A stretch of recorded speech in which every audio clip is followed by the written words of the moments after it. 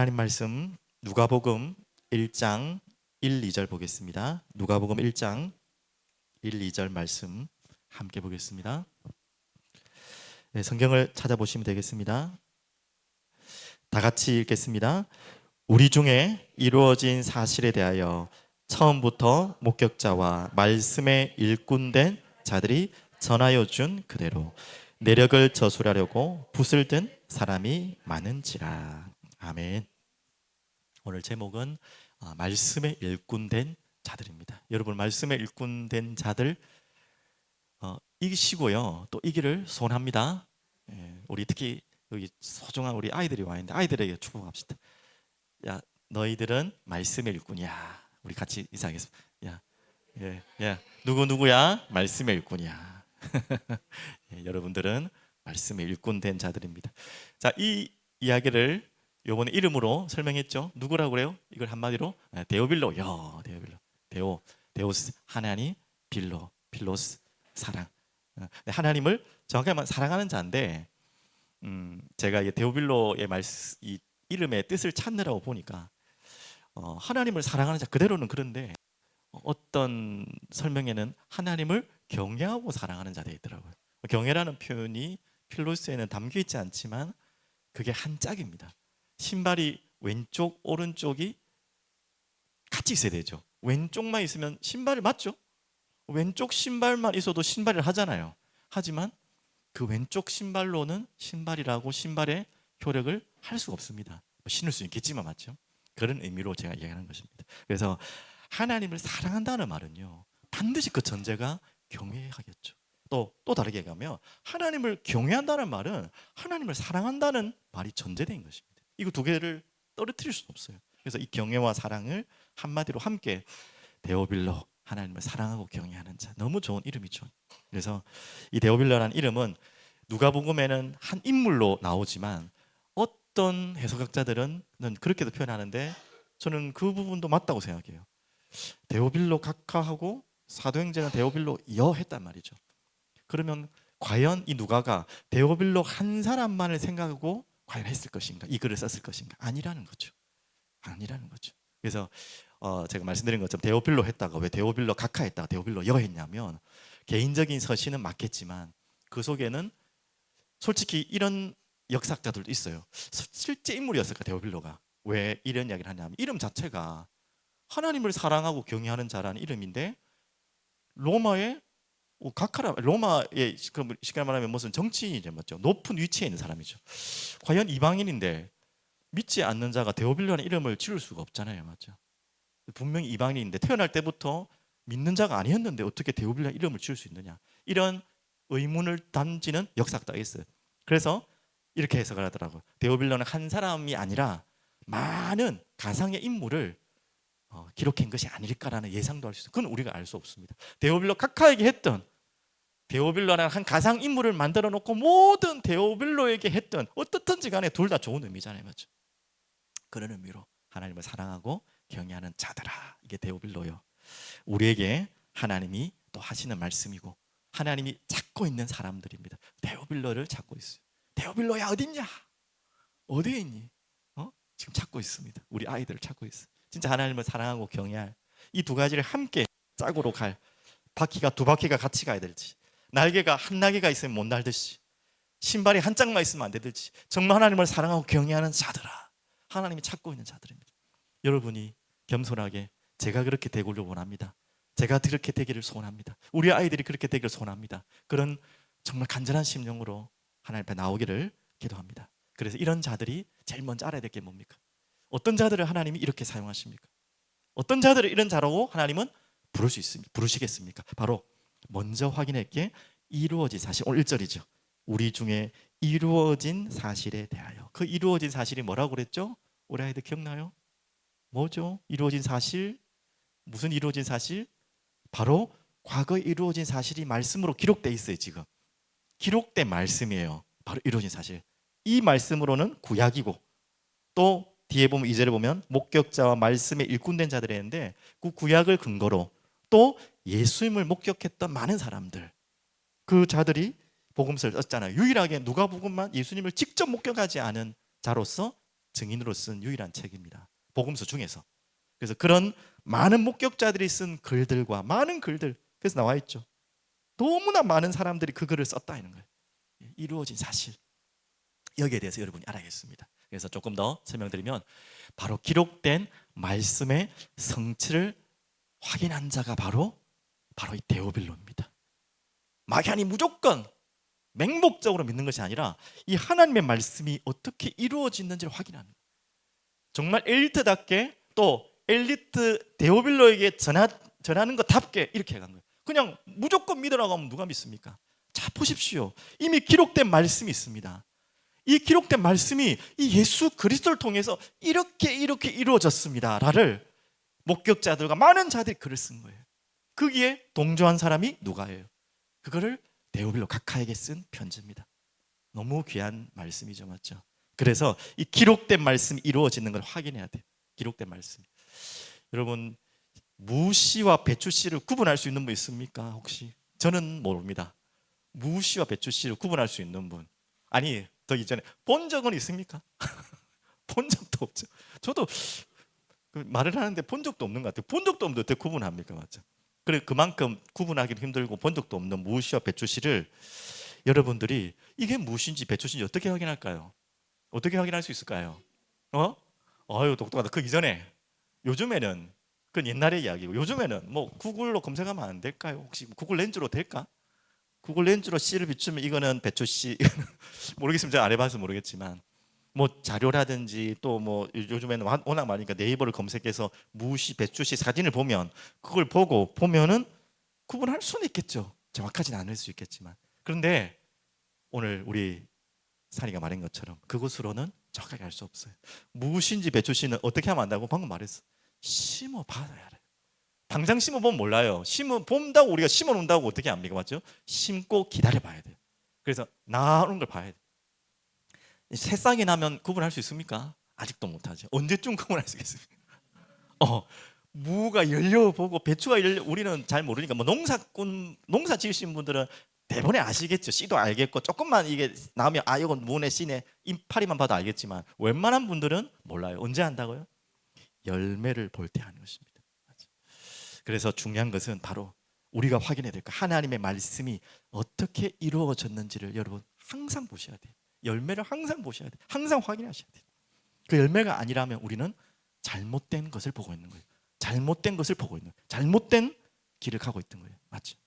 저희가 뭐 이 이야기, 농사도 안 지는 사람이, 하지도 않은 사람 자꾸 얘기 죄송한데, 깻잎을 한번 심었는데, 이거 비싸게 샀는지 모르겠는데 깻잎을 샀는데 좀 싸게 산 것 같아. 왜 이렇게 싸게 줬나 했더니 심었더니 이상하게 나는 거예요. 완전히 깻잎이 약간 이게 비정상적으로 막 잎은 자라지 않고 막 지저분하게 막 나더라고요. 그래서 보니까 좀 아시는 분들 보니까 왜 이럴까요? 뭐 물을 잘못 줬을까요? 뭐 하니까 종자가 잘못된 거다. 종자가 잘못된 거. 뭘 때부터 잘못된 거다. 이걸 그래서 뭐 그냥 뭐 뽑든지 말든지 별 뭐 하시더라고요. 정말 우리는요, 심을 때는 멀쩡했는데 나보니까 안 해. 나보니까 그만큼. 그러니까 우리는요 항상 그 이루어진 사실에 대해서 예민해야 됩니다. 열매를 자세히 보셔야 돼요. 그래서 또 하나 우리가 또 봐야 될 게 있죠. 많은 사람이 오늘 많은지라 이 이루어진 사실에 대해서 많은 사람들이 목격자로, 또 말씀의 일꾼 자들로 그 글들을 많이 기록한 거예요. 그 이루어진 사실로. 오늘 여러분과 저에게 하나님 요구하시는 것이죠. 이 이루어진 말씀을 가지고 실제로 여러분이 목격자처럼, 이 말씀의 성취에 일꾼된 자들처럼, 하나님이 열어주시는 거룩한 열매, 또 전도의 열매, 하나님이 열어주시는 열매를 가지고 이 하나님의 말씀이 정말 살아있고 정확한 살아있는 말씀이라고를 확인하고 일꾼된 자들을 찾는 거예요. 맞죠? 여러분, 그거를 반드시 여러분이 인도받고 응답을 누려야 됩니다. 그래서 우리가 찾았죠. 골로새서 1장 25절 한 번 더 확인합니다. 내가 교회 일꾼된 것은 하나님이 너희를 위하여 내게 주신 직분을 따라 하나님의 말씀을 이루려 함이니라. 우리는 항상 그곳에 예민해야 돼요. 다른 것에 관심 가질 필요 없어요. 농사꾼들은 항상 어디에 있습니까? 이 열매가 어떻게 열리는 자에 모든 관심이 있잖아요. 잘 자라고 어떻게 열매가 열릴까? 그 열매가 다 썩었어요. 그러면 이제 모든 걸 다 새로 해야 되죠, 맞죠? 우리에게 이 목격자와 말씀의 일꾼 자들이 항상 유념해야 될 것, 맞죠? 하나님의 말씀이 어떻게 이루어지는지, 어떤 열매를 맺는지를 반드시 확인하셔야 돼요. 그리고 디모데후서 2장 15절, 그러므로 형제들아 굳건하게 서서 우리가 항상 주의해야 될 것, 말로나 우리의 편지로 가르침을 받은 전통을 지키라. 분명히 맞죠? 예. 이 말씀을 여러분들이 붙잡은 자로 여러분들이 쓰임 받기를 간절히 축복드립니다. 그러면서 이제 본격적인 제목이죠. 오늘 말씀의 일꾼이란 말이 뭔지 이미 다 확인했습니다. 말씀의 일꾼, 뭐라고 했죠? 일꾼 자체가 뭐랬죠? 종입니다. 종은 어디에 매여 있는 자예요. 묶여 있는 자예요. 내 의지와 내 뜻대로 할 수 없는 자예요. 그래서 세상에서는 가장 불쌍한 사람이 종이에요. 내 의지대로 내 뜻대로 모든 것을 하지 못하는, 끌려다녀야 되는 사람들이에요. 그런데 오직 유일하게 행복한 종이 있습니다. 이렇게 되기를 소원한 종이 있어요. 어디에 종된 자? 말씀에 종된 자들. 여러분이 말씀의 일꾼이 된다는 말은 먼저 말씀에 붙잡혀야 돼요. 말씀의 종이 돼야 돼요. 그렇게 되기를 여러분 간절히 소원하시기 바랍니다. 그렇게 되면 또 뭐예요? 그 과거에 내가 묶여있던, 종되었던, 빠져나오지 못했던 모든 것에서 나올 수 있어요. 참 기가 막히죠. 이게 하나님의 말씀의 능력이고 하나님의 능력이죠. 그래서 바울이 이런 은혜 속에 들어왔죠.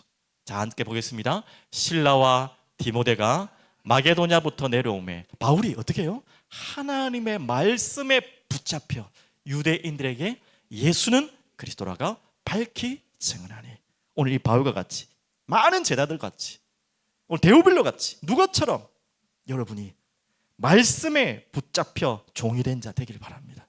그러려면 다시 말씀드립니다. 그리스도의 사랑이 우리를 어떻게 한다고요? 강권하시도다. 어떤 말씀에? 하나님의 십자가의 사랑에 완전히 사로잡히는 그 은혜가. 그래서 우리가 생각건대 한 사람이 모든 사람을 대신하여 죽었은즉 모든 사람이 죽은 것이라.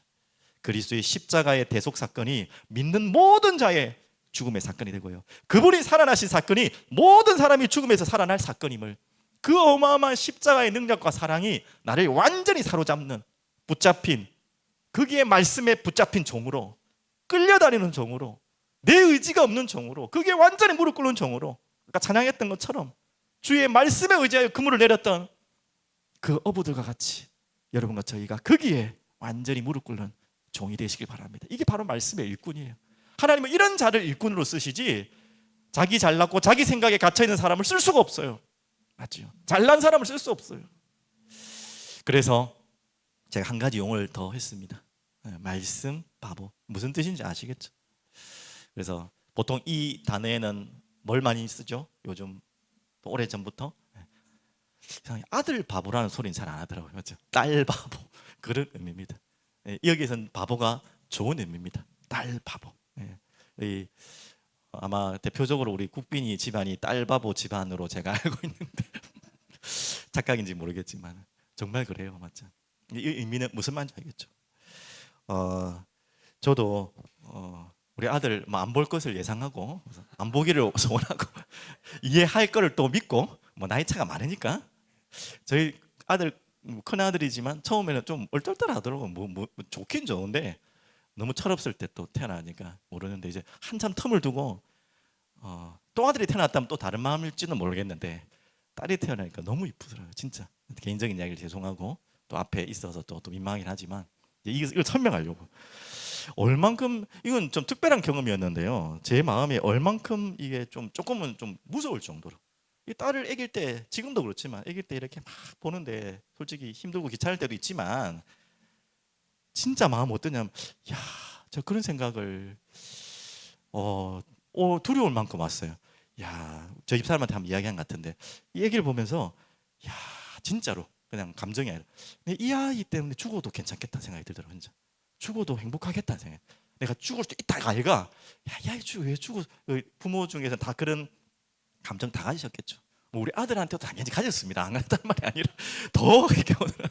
이 아이를 위해 죽는 것이 하나도 힘들지 않겠다. 무섭긴 하겠죠. 겁은 많고 두렵겠지만, 어떻게 내가 죽을지 모르지만 그래도 그게 무섭지 않을 만큼 제가 이야기하죠.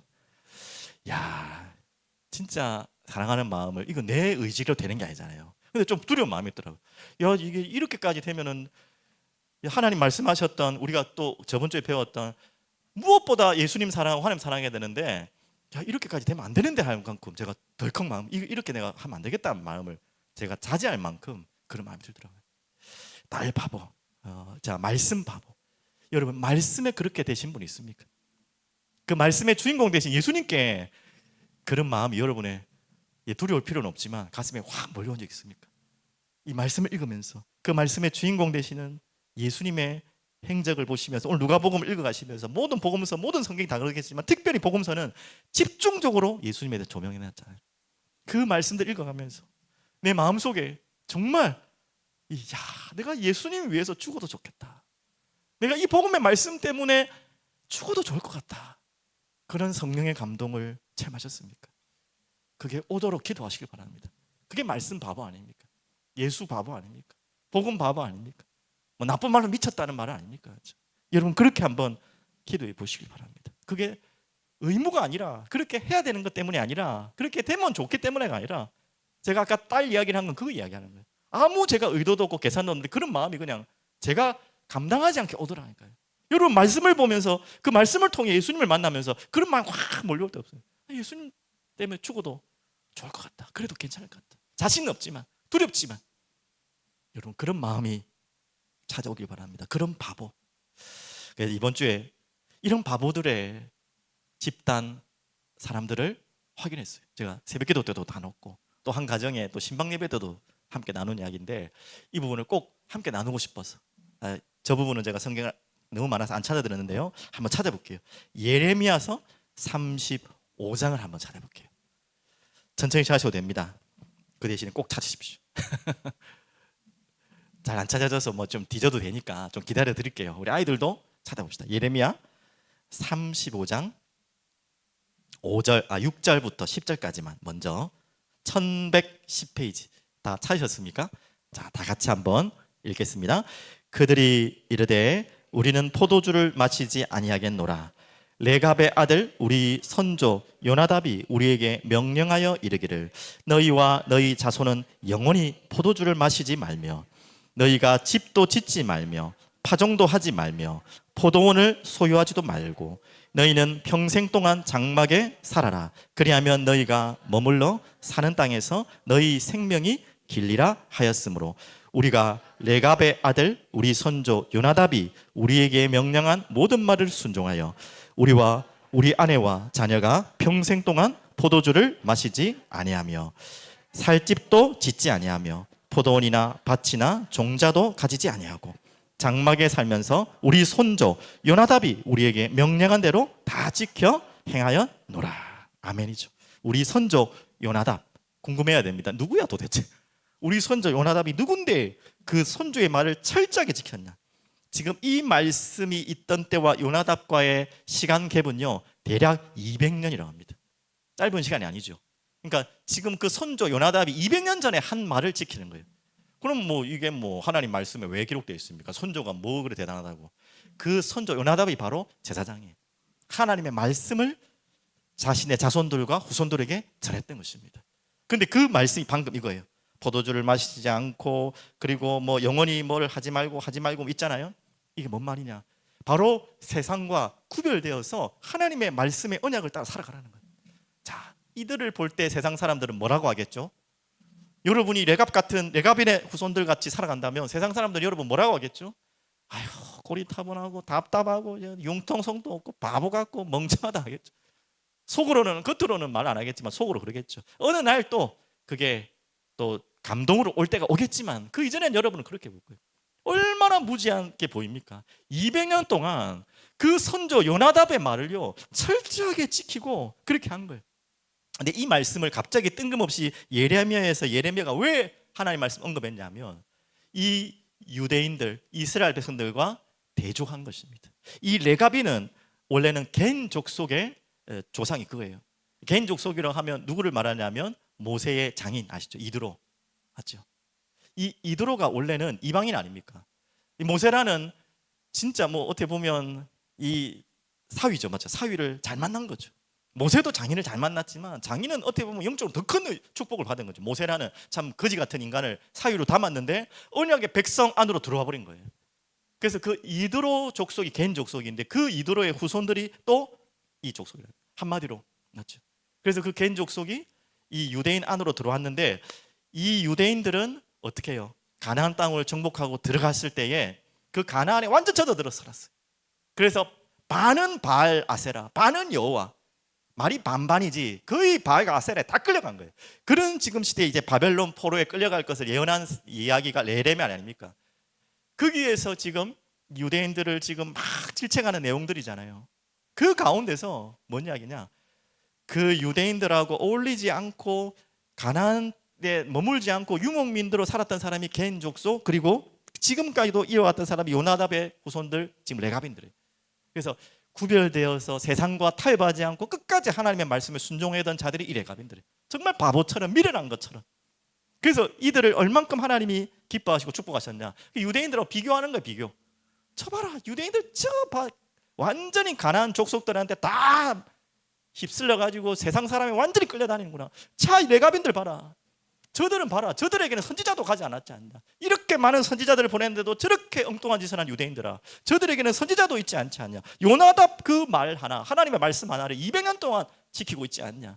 그거를 지금 비교하면서 질책한 내용이에요. 그러면서 옆에 보십시오. 18절 19절 그 레갑인들을 어떻게 축복한지 보십시오. 18절 19절 예레미야가 레갑 사람의 가문에게 이르되 만군의 여호와 이스라엘 하나님께서 이와 같이 말씀하시기를 너희가 너희 선조 요나답의 명령을 순종하여 그의 모든 규를 지키며 그가 너희에게 명령한 것을 행하였도다. 거기에 대한 19절 그러므로 만군의 여호와 이스라엘의 하나님께서 이와 같이 말씀하시느니라 레갑의 아들 요나답에게서 내 앞에 설 사람이 영원히 끊어지지 아니하리라 하시니라. 그래서 내 앞에 설 사람이란 말은 바로 레위인과 같이 성전에 봉사하고 제사에 봉사하는 일에 이 레갑인들 또한 하겠다는 거예요. 그 가장 소중한 일에 쓰임받는 족속들로 내가 서게 하겠고 그 후손들이, 그 위에 설 자들의 후손들이 끊어지지 않겠다. 이렇게 하나님이 기뻐하시고 축복하시는, 복을 내리시는 내용입니다. 바로 이런 자가 바로 말씀 바보예요. 얼마나 미련해 보입니까? 얼마나 멍청해 보입니까? 적당하게 세상하고 타협하고 그 문화에 젖어들어서 좋은 게 좋은 거라고, 그게 성공하는 비결이잖아요. 끝까지 멍청하고 미련한 것 같지만 하나님의 말씀에 끝까지 구별되어 순결하게 살아가는, 말씀에 순종하는 말씀 바보, 그런 자가 바로 말씀에 일꾼된 자들이에요. 거기에서 지금 말씀에 일꾼된 자로 하나님이 일에 끊어지지 않고 쓰임받겠다고 하나님 말씀하신 것입니다. 오늘 여러분이 그런 말씀의 바보의 자리에 있기를 기도하며 축복합니다. 마지막 결론으로 갑자기 딴 얘기가 나온 것 같죠. 외상후 저도 이 설명이 좀 잘 들으셔야 됩니다. 저 어렵게 설명 안 하고 싶은데 쉽게 설명하려고 하는데 잘 들으셔야지 이해됩니다. 자, 외상후 스트레스가 뭐냐면 이 단어에 대해서는 이해하시죠? 뭔가 큰 사고를 났거나 사고 이후에 뭐 이래 오는 있잖아요. 뭘 받거나 목격을 했거나 아니면 다쳤거나 그런 이후에 오는 스트레스. 뭐 전쟁에도 그렇겠죠. 전쟁 이후 전쟁터에 나갔던 군인들 돌아와서 뭐 월남전 다녀온 사람 다 그런 속에 있겠죠. 근데 제가 하나 특별한 내용을 봤는데요. 그러면 그런 특별한 경험을 하는 사람은 일평생 통계적으로 그렇습니다. 남자가 뭐 50, 여자는 60, 남자가 60, 여자는 50. 아니, 그거 잘 모르겠고. 하여튼 5, 60% 정도는 그런 특별한 사고나 특별한 경험들을 한답니다. 그럴 수밖에 없겠죠. 절반 이상은 그런 정말 충격적인 사고나 사건들을 경험하게 될 수 있어요. 근데 더 중요한 통계는 뭐냐면 그 중에서 이 외상후 스트레스를 받는 사람은 6, 7%밖에 안 된대요. 그래서 사고를 당할 거나 모든 사람이 다 외상후 스트레스를 받는 건 아니고 당연히 그 시간이 있겠죠. 당분간은 그렇지만 다 회복이 된대요. 근데 6, 7% 정도는 그걸 계속 이거 치유받지 못하고 계속 가는 거예요. 그게 오랫동안. 그게 외상후 스트레스라고. 참 특별한 통계다 이야기를 들었어요. 그 외상후 스트레스의 특징 중 하나가 혈압이 계속 오른답니다. 원래 뭐 그 선천성 고혈압 말고 그때 이제 그 충격 때문에. 그리고 당연하죠. 수면을 잘 못 자요.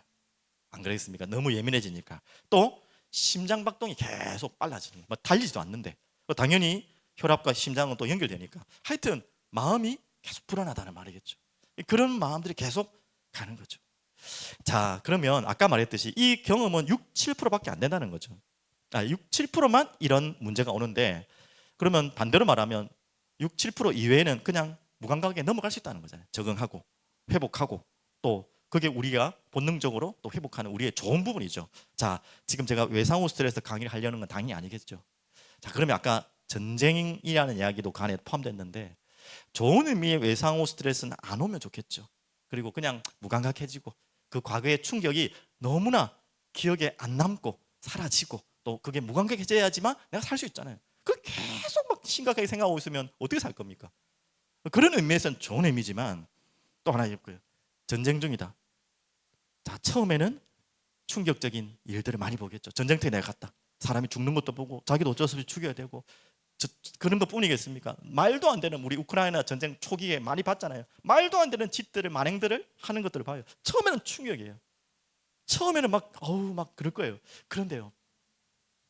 계속 충격이 있으면 사람이 안 되겠지만 그런 감각도 있겠지만 또 부정적으로 말하면 그 충격이 어느 날 사라지면 어떻게 되겠습니까?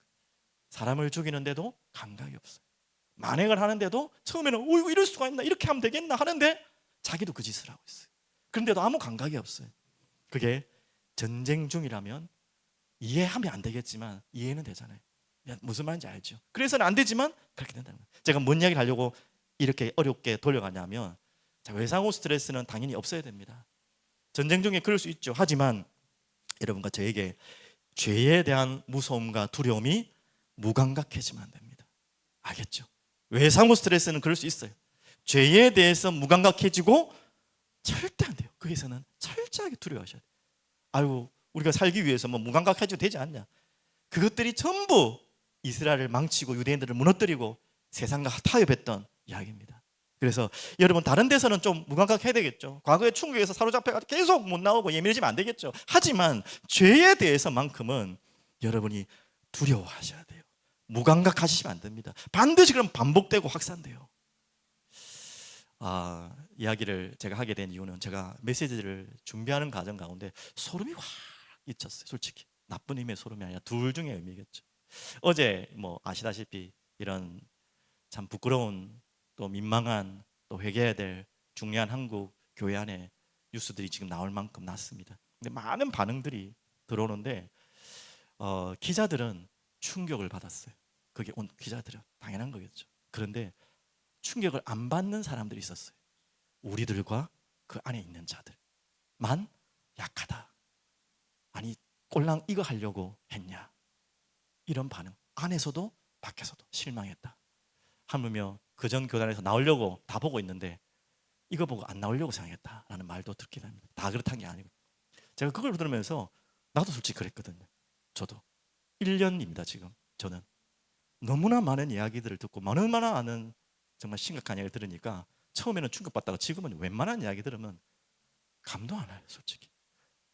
야 그러면서 제가 소름이 확 끼친 어제 그 이야기를 보면서 기자들은 충격을 받고요. 야 이제 그 단체는 무너지고 다 나오겠다라고 예상을 하는데 우리들만 그렇게 예상해요. 별 반응 없다. 안 움직일 것이다. 제가 그럴 수 있겠죠. 뭐 예상은 누가 맞을지 모르겠지만 야 저 정도의 죄가 드러나고 그 피해자들이 울부짖는데 감각이 없는 거예요. 하물며 당연히 안타까운 마음이 있는데 별로 심각하게 안 보이는 거예요. 하도 많이 들어서 제가 그거 보면서 소름이 끼친 거예요. 야 이렇게까지 나 또한도 죄에 대해서 무감각해졌구나. 너무나 많이 듣다 보니까 이 속에서 내가 완전히 무감각해져요. 진짜로 소름이 나. 그래서 제가 저희 목사님들 있는 방에서 예배 전에 같이 좀 나누고 싶어서 짧게 글을 나눴어요. 근데 뭐 수요예배 준비하느라 다 못 붙겠지만 몇 분이 그에 댓글을 올렸는데 의미 있는 글을 쓰더라고요. 지금 다 전쟁 중이라서 그렇다. 제정신이 아니다. 전쟁 중이라서. 그래서 제가 전쟁 이야기를 그걸 제가 마음에 두어서 그래 전쟁 너무나 비참한 것을 많이 보고 이게 무감각해진 거예요. 사람이 죽어도 만행을 해도 이제는 그 일을 안 하고 구경하는 사람들까지도 이게 이 정도 갖고는 야 이거 너무 두려운 거지 하나님 앞에. 우리가 이렇게 될 수 있구나. 그래서 제가 하는 말씀입니다. 외상후 스트레스는 빨리 잊어야 됩니다. 하지만 죄에 대한 감각만큼은 여러분 두려워할 만큼 경계하셔야 돼요. 나도 모르게 내가 한 거 아니지만 그 죄에 대한 감각과 그 사단의 악랄함과 교묘함을 놓칠 수가 있어요. 그래서 이 감각을 깨우기 위해서 우리는 항상 깨어 있어야 되는데 그 답이 오늘 말씀처럼 말씀입니다. 하나님 말씀의 성경에 우리는 깨어 있어야 돼요. 그 하나님의 말씀만이 우리를 온전케 하고 하나님의 질서와 섭리 속에서 살아가게 하는 것입니다. 그래서 여러분들이 이 말씀에 일꾼된 자들의 결론입니다. 말씀에 붙잡힌 종이라는 결론입니다. 항상 그 말씀이 추구하시는, 그 말씀이 기준으로 하시는 그 죄와 이 어둠의 그 감각을 놓치면 안 돼요. 우리가 세상을 살아가면서 너무나 이 정도쯤이야, 이것도 뭐 이것 가지고, 성경에는 그렇게 말하지 않는데 우리는 세상 속에서 너무나 죄와 타협하고 가벼운 것, 이제는 심각한 거 봐도 가벼워. 이거는 정말 무서운 이야기입니다. 그래서 지금 여러분과 저희는 다 치유받아야 될 대상, 외상후 스트레스를 다 받고 있잖아요. 영적 외상후 스트레스. 여기에 무감각해지면 안 돼요. 예. 당연히 그 충격은 무감각이 되지만 죄에 대해서는 절대 안 돼요. 예. 여러분과 제가 지금 그 상태에 있을 수 있다는 거예요. 여러분 정말 오늘 기억하시고 기도하시고 또 하나님 앞에 엎드리는, 그래서 우리에게 항상 진짜 다른 데는 예민하지 마시고 죄에 대해서는 진짜 예민해지십시오. 결벽증 올 만큼, 결벽증이 올 만큼 예민해져야 돼요. 그러면서 그게 보이면 작은 것이라도 빨리 회개하고 내어놓고 무릎 꿇고 엎드리고, 알겠죠? 그게 되지 않으면 자꾸 무감각해져요. 살을 도려냈는데도 아프지가 않아요. 안 그렇습니까? 이것만큼 무서운 공포영화가 없습니다. 우리 이 마음을 하나님께 고백하는 오늘 여러분 되시기를 간절히 기도합니다. 우리 같이 하나님께 찬양 드리겠습니다. 기도하고 찬양 드리겠습니다. 살아계신 주님, 주님께만 영광 돌리며 주님만을 바라보며 주님의 말씀 앞에만 우리가 기준을 두고 그 앞에 무릎을 꿇고 순종하는 저희들 되게 하여 주시옵소서. 그래서 말씀에 붙잡힌 종으로 말씀을 따라가며 살며 말씀만을 전하는 자로 우리들을 이끌어 주시옵소서. 데오빌러 같은 하나님, 이 시대에 하나님이 찾고 찾는, 하나님을 사랑하고 경외하는 데오빌러 같은, 레갑인 것 같은 하나님께 말씀에 바보처럼 끌려가는 사람들이, 우리 후대들이 일어나게 하여 주시옵소서. 예수 그리스도 이름으로 기도드립니다.